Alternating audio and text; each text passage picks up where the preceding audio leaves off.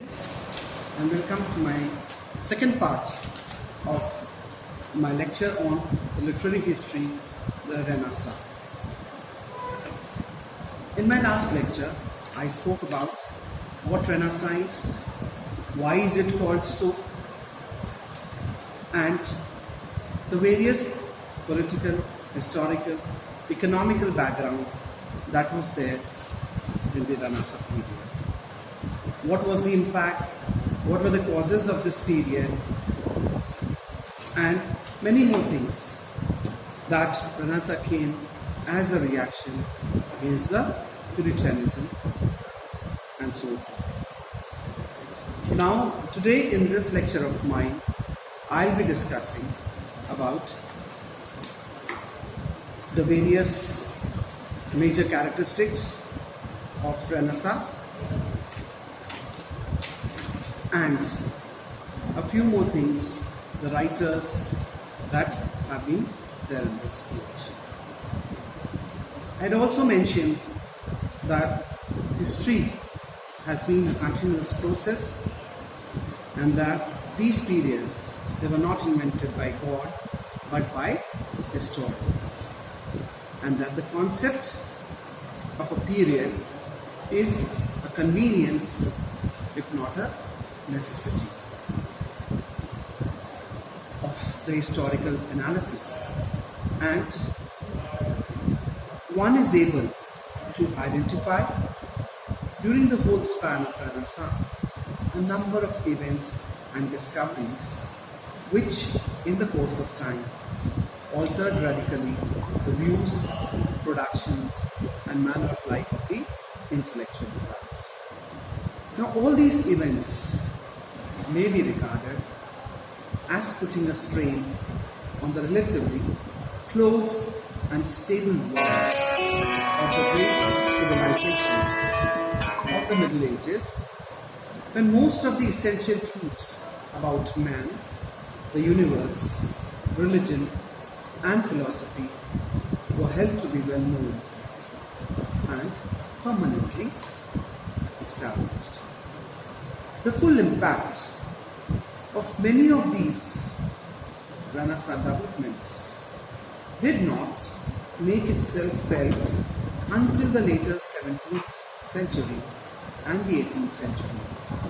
But the very fact that they occurred in this period indicates the vitality, the audacity, and the restless curiosity of many men of the Renaissance, whether they were scholars, thinkers, artists, or adventurers.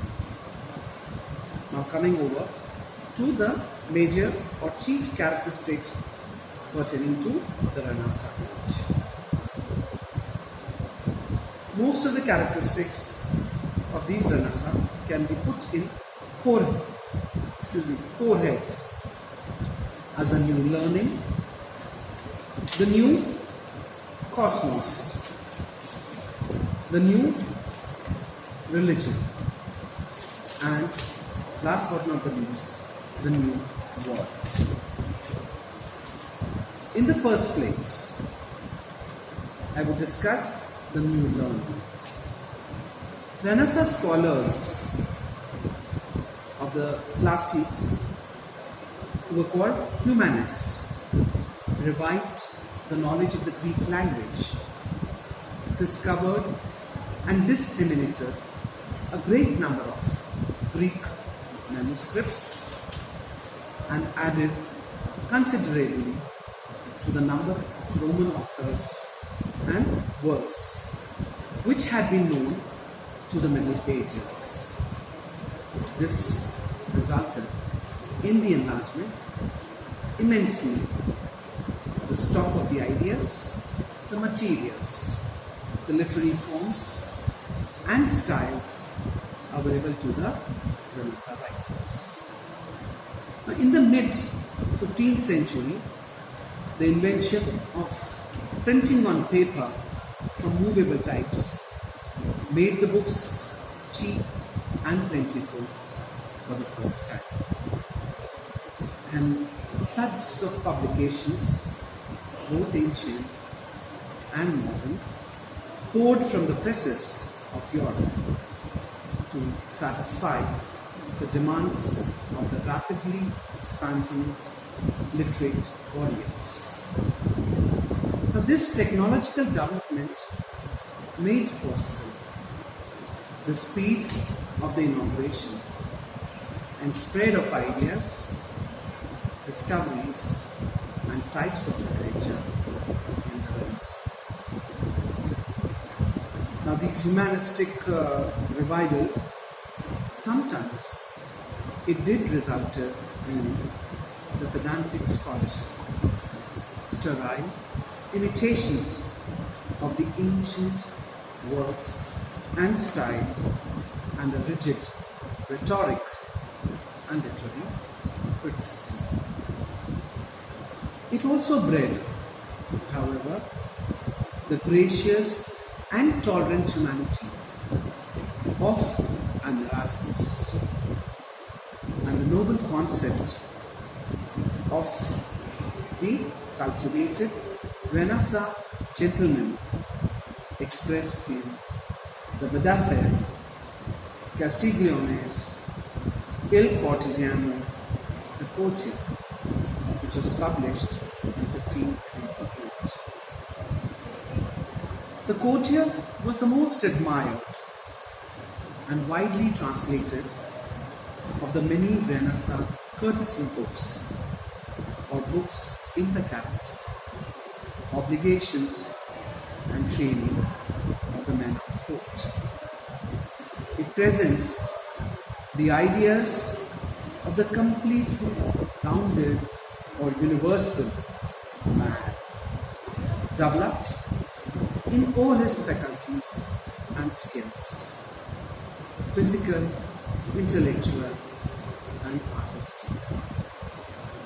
He is trained to be a warrior and statesman, but he is also capable as athlete, philosopher, artist, conversationalist, and a man of society.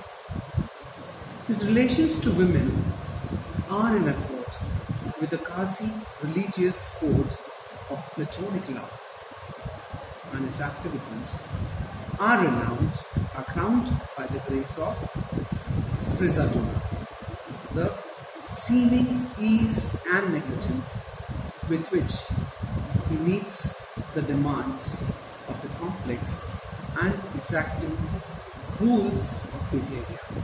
Now, Leonardo da Vinci and in Italy and Sir Philip Sidney in England, they were the perfect embodiments of the courtly mind.